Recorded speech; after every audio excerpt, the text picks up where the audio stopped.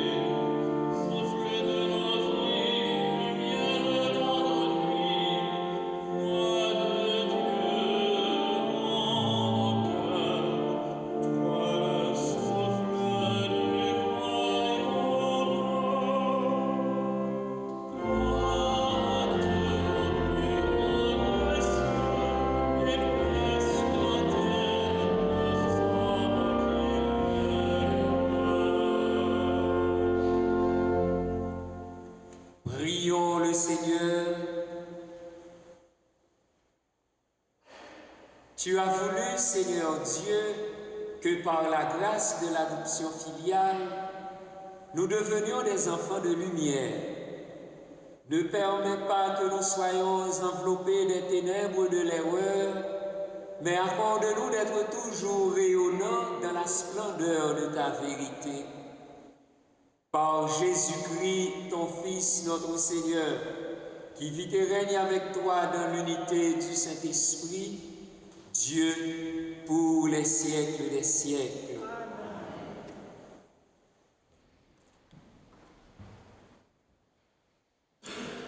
Lecture du livre de la sagesse.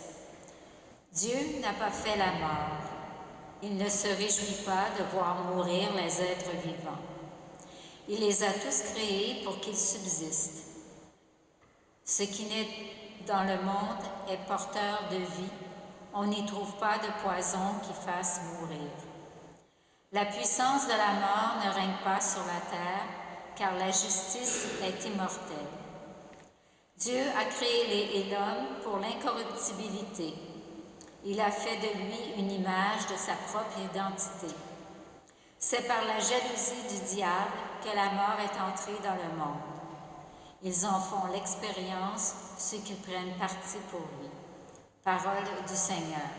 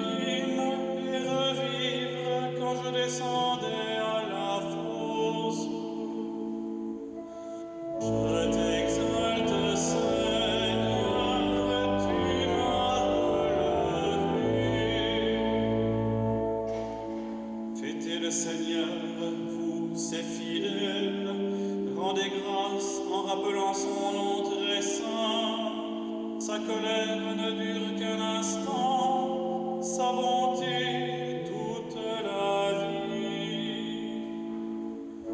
Je t'exalte, Seigneur, tu m'as relevé.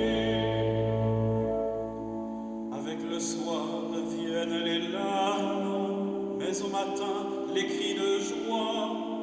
Tu as changé mon deuil en une danse, mes habits funèbres en parure de joie.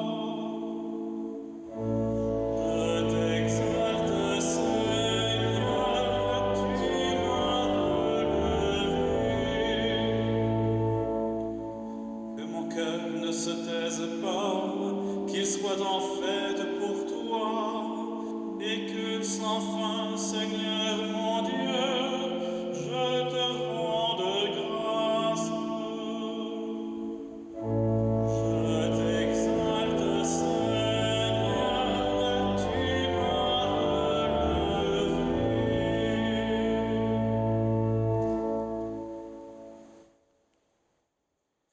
Lecture de la deuxième lettre de Saint Paul apôtre aux Corinthiens. Frères, puisque vous avez tout en abondance, la foi, la parole, la connaissance de Dieu, toutes sortes d'empressement et l'amour qui vous vient de nous, qu'il y ait aussi abondance dans votre don généreux. Vous connaissez en effet le don généreux de notre Seigneur Jésus-Christ. Lui qui est riche, il s'est fait pauvre à cause de vous, pour que vous deveniez riches par sa pauvreté. Il ne s'agit pas de vous mettre dans la gêne en soulageant les autres. Il s'agit d'égalité. Dans la circonstance présente, ce que vous avez en abondance comblera leurs besoins, afin que, réciproquement, ce qu'ils ont en abondance puisse combler vos besoins, et cela fera l'égalité. Comme dit l'Écriture à propos de la manne, celui qui en avait ramassé beaucoup n'eut rien de trop. Celui qui en avait ramassé peu ne manqua de rien. Parole du Seigneur.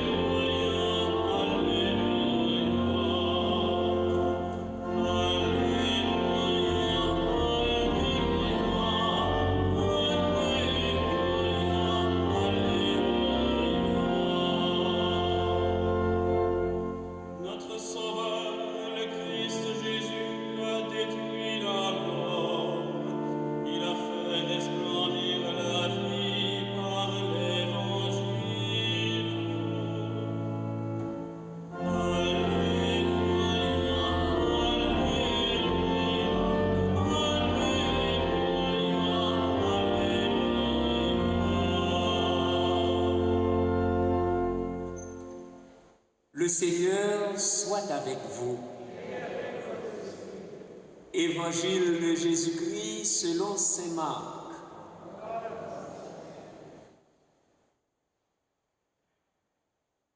En ce temps-là, Jésus regagna en barque l'autre rive, et une grande foule s'assembla autour de lui.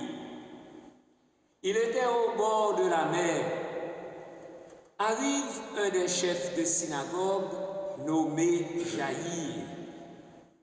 Voyant Jésus, il tombe à ses pieds et le supplie instamment. Ma fille, encore si jeune, est à la dernière extrémité. Viens lui imposer les mains pour qu'elle soit sauvée et qu'elle vive. Jésus partit avec lui, et la foule qui le suivait était si nombreuse qu'elle l'écrasait. Or, une femme qui avait des pertes de sang depuis 12 ans, elle avait beaucoup souffert du traitement de nombreux médecins, et elle avait dépensé tous ses biens sans avoir la moindre amélioration. Au contraire, son état avait plutôt empiré.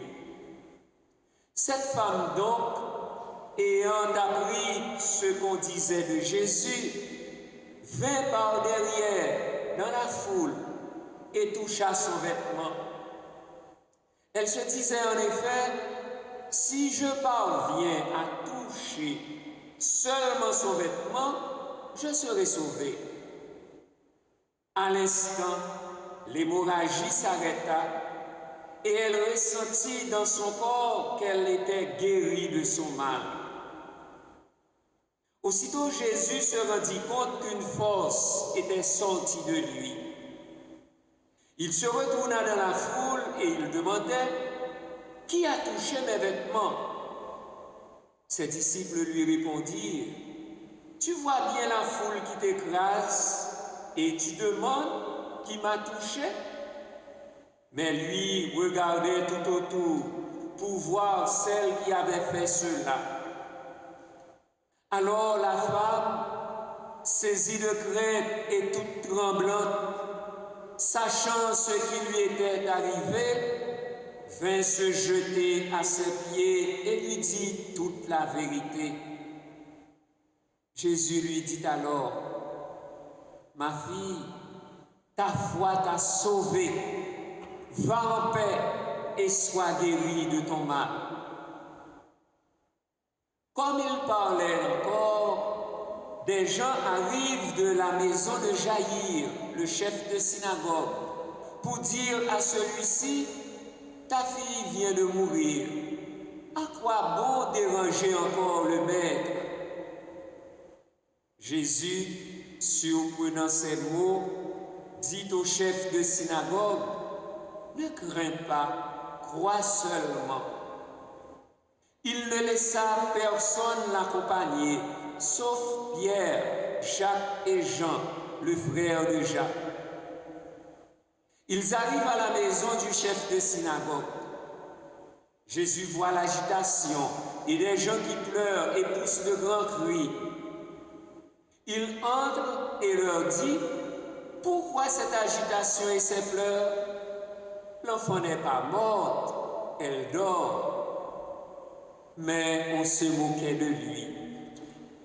Alors il met tout le monde dehors, prend avec lui le père et la mère de l'enfant et ceux qui étaient avec lui, puis il pénètre là où reposait l'enfant.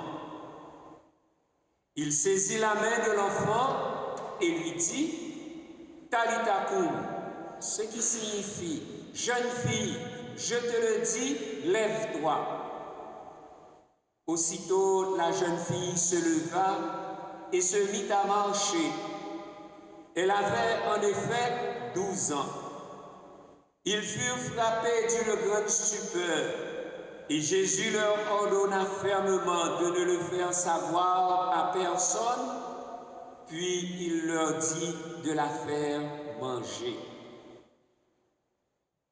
Acclamons la parole de Dieu.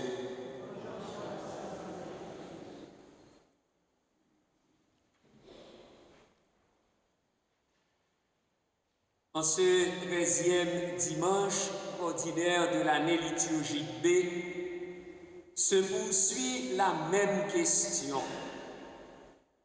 Qui donc est Jésus de Nazareth pour parler et agir comme il le fait? Ainsi, ces Marc nous rapportent deux guérisons emboîtées l'une dans l'autre. Celle d'une femme qui avait une perte de sang depuis 12 ans et celle de la résurrection de la fillette de 12 ans de Jaïr. Ces deux récits mettent en valeur deux démarches de foi dans un seul but unique. Croire à la puissance de la résurrection de Jésus. Après la tempête apaisée, Jésus regagna en barque l'autre rive où une foule considérable s'assembla près de lui. Jaïr, un des chefs de la synagogue, arrive. Celui-ci tombe aux pieds de Jésus et le supplie instamment. Ma fille, encore si jeune, est à la dernière extrémité. Viens lui imposer les mains pour qu'elle soit sauvée et qu'elle vive. Angoissé, Jaïr fait une triple demande à Jésus. Qu'il vienne chez lui, qu'il impose les mains à sa fille, qu'il lui rende la vie. Aussitôt, Jésus part avec lui et la foule. En chemin, parmi la foule, s'introduit en cachette une femme en état d'impureté légale, car elle avait des pertes de sang depuis 12 ans. Elle souffrait terriblement. Au contraire, son état avait plutôt empiré. Pour elle, c'est l'heure de la dernière chance. Superstitieusement, prenant Jésus pour un faiseur de miracles, elle osa par derrière toucher la frange du vêtement de Jésus.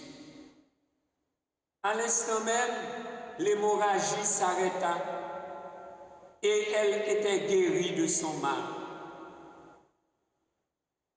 Combien de personnes malades, des anonymes d'ici ou d'ailleurs, qui, dans le secret de leur vie, osent toucher Jésus.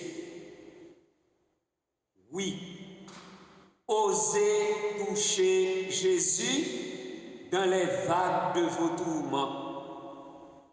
Faites confiance à Jésus. Dépassez votre peur pour implorer la guérison. Et voilà que de force sortait de Jésus. En fait, les disciples n'ont pas compris ce qui se passait. Cependant, Jésus veut absolument faire sortir de l'anonymat celle qui s'est approchée de lui en se cachant. Il l'oblige à se faire connaître et veut entrer avec elle dans une relation personnelle, un face-à-face. Qui m'a touché? Et quand la femme lui dit toute la vérité, Jésus tient à lui conforter. Ma fille, ta foi t'a sauvée. Va en paix et sois guérie de ton mal. Non seulement la femme est guérie, mais elle est sauvée, puisque cette fois-ci, c'est Jésus qui l'a touchée et qui l'a transformée. Laissez-vous donc toucher par Jésus. Autrement dit, il n'y a pas de maladie incurable devant le pouvoir salvifique de Jésus, à condition de lui faire confiance. L'évangéliste Marc revient ici au cas de Jaïr. Après cette guérison imprévue sur la route, Jésus va affronter la mort d'une jeune fille de 12 ans. On vient annoncer à Jaïr la mort de la fillette. Et les serviteurs invitent Jaïr, leur maître, à retirer sa demande. Ta fille vient de mourir, à quoi bon déranger encore le maître? Pour eux, la venue de Jésus est désormais inutile. Il est trop tard. D'abord, il sous-estime le pouvoir de guérison de Jésus. Ensuite, il pense maintenant que Jésus ne peut rien devant la mort. Cette même réaction est observée chez Marie, la sœur de Lazare, en Jean chapitre 11, verset 32. Seigneur, si tu avais été là, mon frère ne serait pas mort. Sous-entendu, il est maintenant trop tard. Jésus, qui a entendu le message des serviteurs, déclare à Jaïr: ne crains pas, crois seulement. Il ne laissa personne l'accompagner, sauf Pierre, Jacques et Jean, le frère de Jacques. Jésus demande donc à Jaïr de faire un pas de plus dans sa foi, reconnaître en lui le Messie, non pas un prophète ou un guérisseur. Ils arrivent à la maison du chef de synagogue. Jésus voit l'agitation et des gens qui pleurent et poussent de grands cris. On constate bien une totale indifférence des gens à l'égard de Jésus. Leur comportement confirme la nouvelle annoncée par les serviteurs de Jaïr. Mais Jésus prend avec lui les parents de la fillette et les 3 disciples rapprochés. Alors il met tout le monde dehors, puis il pénètre là où reposait l'enfant. À remarquer ceci: seuls ceux qui ont foi en Jésus peuvent avoir accès au lieu où il révèle sa puissance. Autrement dit, pour voir Jésus opérer ce miracle, il faut d'abord croire. Jésus leur dit: pourquoi cette agitation et ces peurs? L'enfant n'est pas morte, elle dort. Mais on se moquait de lui. La réaction des croyances de la foule s'oppose par contraste à la foi des parents de la fillette. Pour redonner vie à l'enfant, Jésus lui saisit la main, l'interpelle et lui donne un ordre: Talitha koum, ce qui signifie: jeune fille, je te le dis, lève-toi. Aussitôt, la jeune fille se leva et se mit à marcher. Elle avait en effet 12 ans. En effet, le mystère de Dieu ne s'arrête pas à la mort. La résurrection des morts fait partie du plan de salut de Dieu que Jésus vient accomplir. Moi, je suis la résurrection et la vie. Celui qui croit en moi, dit-il, même s'il meurt, vivra. Jean chapitre 11, verset 25. Frères et sœurs dans la foi, en tant qu'image de sa propre identité, Dieu nous a créés pour l'incorruptibilité et il veut combler nos besoins en abondance.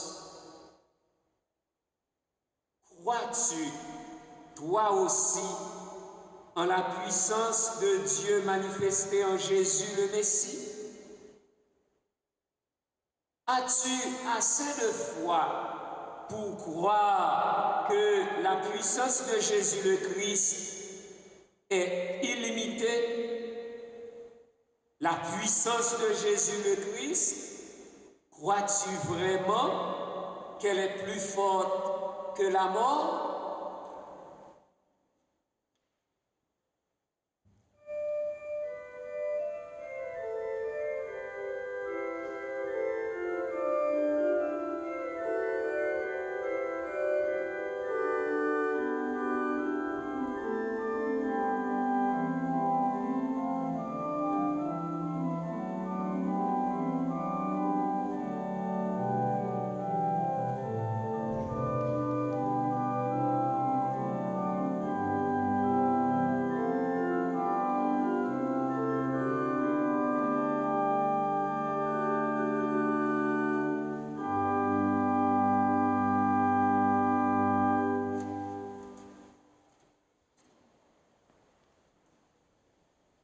Nous avons été créés pour l'incorruptibilité.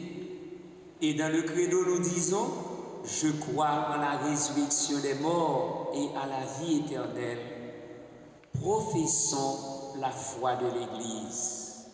Je crois en Dieu, le Père Tout-Puissant, Créateur du ciel et de la terre, et en Jésus-Christ, son Fils unique, notre Seigneur, qui a été conçu du Saint-Esprit, est né de la Vierge Marie, a souffert sous Ponce Pilate, a été crucifié, est mort et a été enseveli, est descendu aux enfers, le troisième jour est ressuscité des morts, est monté aux cieux, est assis à la droite de Dieu le Père Tout-Puissant, d'où il viendra juger les vivants et les morts. Je crois en l'Esprit Saint, à la Sainte Église catholique, à la communion des saints, à la rémission des péchés, à la résurrection de la chair, à la vie éternelle. Amen. Frères et sœurs, avec confiance en l'amour de Dieu pour l'humanité entière, présentons-lui nos demandes et disons ensemble, Dieu de la vie, écoute notre prière. Dieu de la vie, écoute notre prière. Pour l'Église, afin que ses œuvres de charité atteignent toutes les personnes qui en ont besoin, prions le Seigneur. Dieu de la vie, écoute notre prière.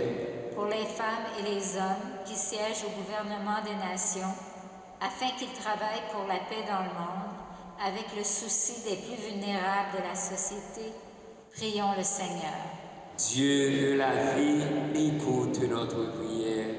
Pour les populations aux prises avec la guerre, afin que le soutien de la communauté internationale parvienne à rétablir la paix dans leur pays, prions le Seigneur. Dieu de la vie, écoute notre prière. Pour les gens éprouvés par une souffrance psychologique, morale ou spirituelle, afin qu'ils rencontrent dans le Christ la force et le courage de se relever, prions le Seigneur. Dieu de la vie, écoute notre prière. Pour les membres de nos communautés chrétiennes, afin qu'ils reçoivent la grâce d'accroître leur foi et de permettre à Dieu d'agir dans leur vie, prions le Seigneur. Dieu de la vie, écoute notre prière. Dieu de bonté, accueille ces intentions que nous te présentons avec foi. Aide-nous à témoigner de celles-ci devant nos frères et sœurs, et spécialement les personnes qui doutent ou qui cherchent un sens à leur vie. Par le Christ, notre Seigneur.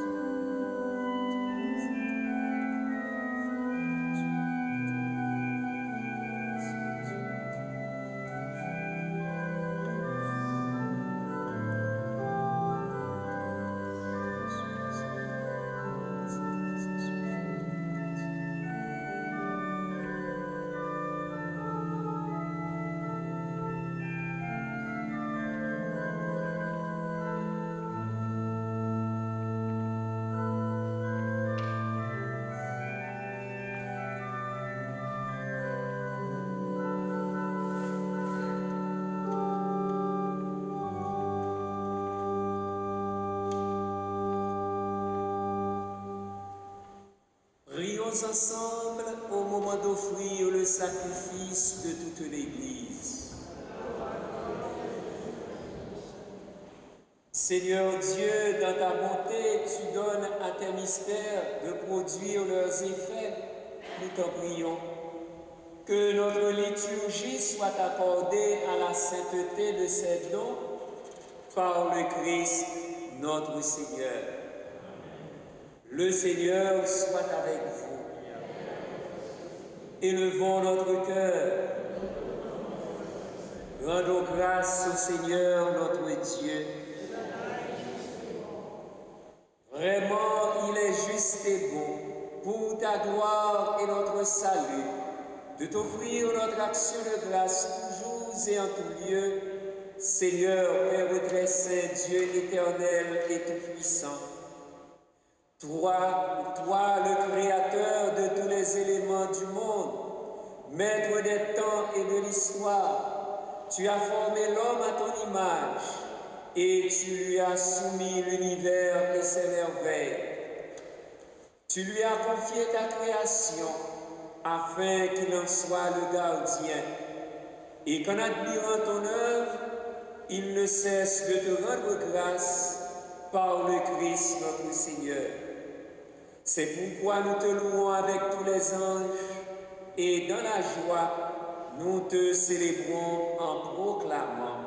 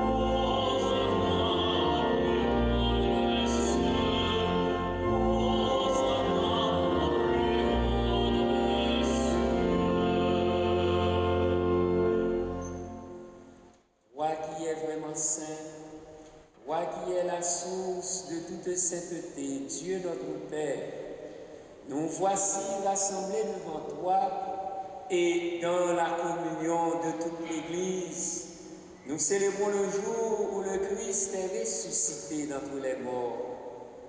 Par lui que tu as élevé à ta droite, nous te prions. Sanctifie ces offrandes en répandant sur elles ton esprit, qu'elles deviennent pour nous le corps et le sang de Jésus, le Christ, notre Seigneur. Au moment d'être livré et d'entrer librement dans sa passion, il prit le pain, il rendit grâce, il le rompit et le donna à ses disciples en disant: prenez et mangez-en tous, ceci est mon corps livré pour vous.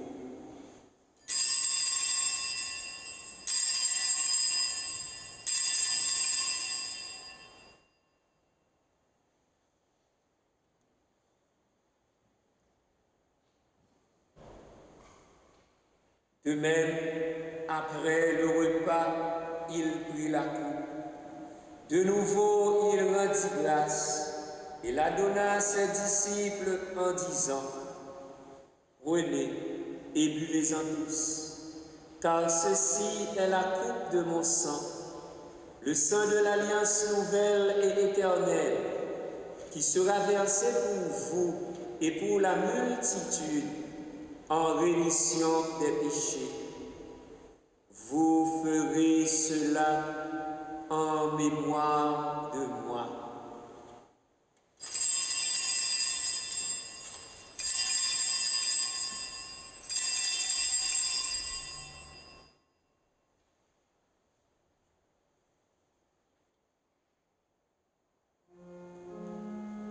Il est grand le mystère de la foi. Nous annonçons ta mort, Seigneur Jésus. Nous proclamons ta résurrection. Nous attendons ta venue dans la gloire. En faisant ainsi mémoire de la mort et de la résurrection de ton Fils, nous t'offrons, Seigneur, le pain de la vie et la coupe du salut. Et nous te rendons grâce, car tu nous as estimés dignes de nous tenir devant toi pour te servir. Humblement, nous te demandons qu'en ayant part au corps et au sang du Christ, nous soyons rassemblés par l'Esprit Saint en un seul corps.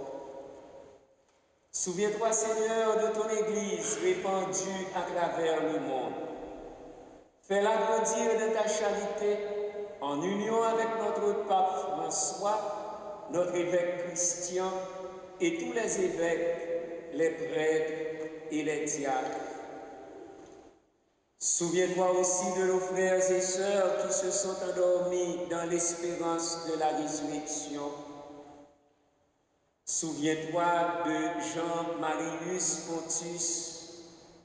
Souviens-toi de Ernst Charles. Souviens-toi de Jeanne Augustin. Et souviens-toi de ta miséricorde de tous les défunts. Accueille-les dans la lumière de ton visage. Sur le Père Bernadette Calix, à l'occasion de son anniversaire de naissance. Sur Ralph Labarre, à l'occasion de son anniversaire de naissance.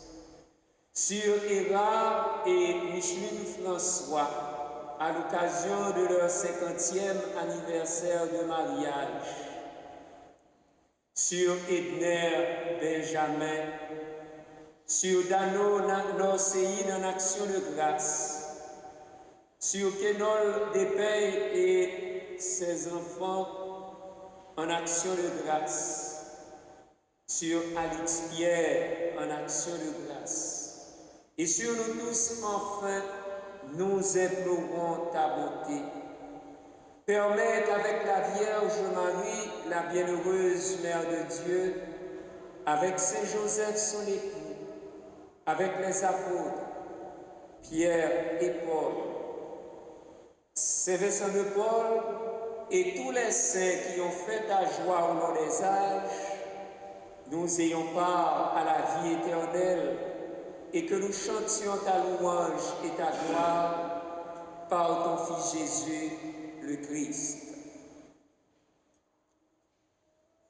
Par lui, avec lui et en lui, à toi, Dieu, le Père Tout-Puissant, dans l'unité du Saint-Esprit, tout honneur et toute gloire pour les siècles des siècles.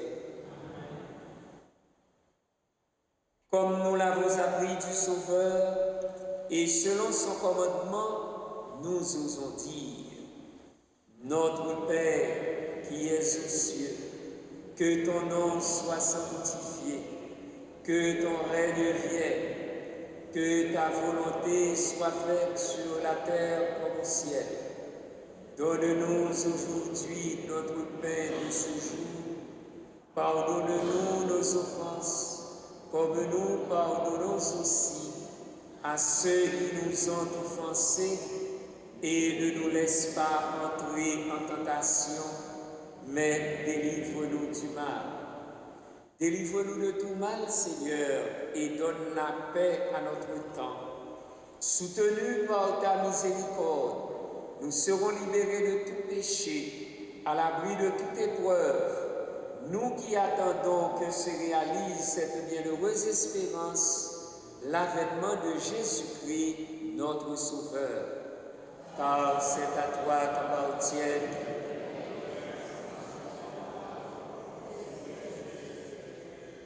Seigneur Jésus-Christ, tu as dit à tes apôtres: je vous laisse la paix, je vous donne ma paix.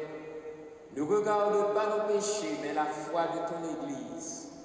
Pour que ta volonté s'accomplisse, donne-lui toujours cette paix et conduis-la vers l'unité parfaite, toi qui vis et règnes pour les siècles des siècles. Que la paix du Seigneur soit toujours avec vous.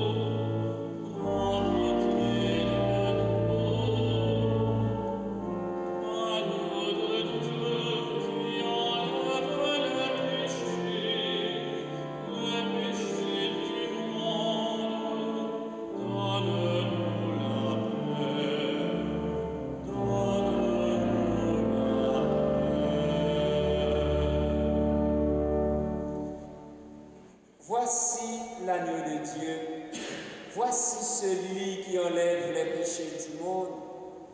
Heureux les invités au repas des noces de l'agneau.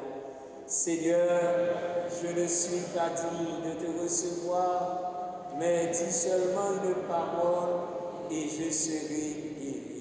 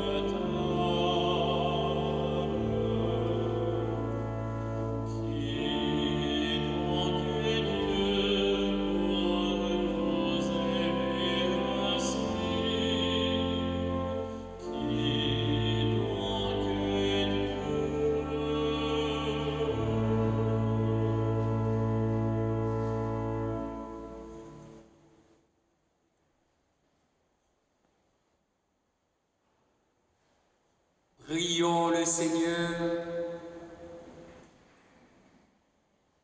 Nous t'en prions, Seigneur, donne-nous d'être vivifiés par le sacrifice divin que nous avons offert et reçu en communion. Ainsi, reliés à toi par une charité qui ne passera jamais, nous porterons un fruit qui demeure pour toujours. Par le Christ, notre Seigneur. La quête de la semaine dernière a rapporté $876. Un grand merci à tous. Merci à chacun et à chacune de vous pour votre présence et votre participation. Merci à toute l'équipe pastorale qui nous a aidés à vivre cette Eucharistie. Et je profite aussi pour vous souhaiter déjà bonne fête nationale du Canada lundi prochain. Le Seigneur soit avec vous. Que Dieu Tout-Puissant vous bénisse, le Père et le Fils et le Saint-Esprit. Allez dans la paix du Christ. Bon dimanche, bonne semaine.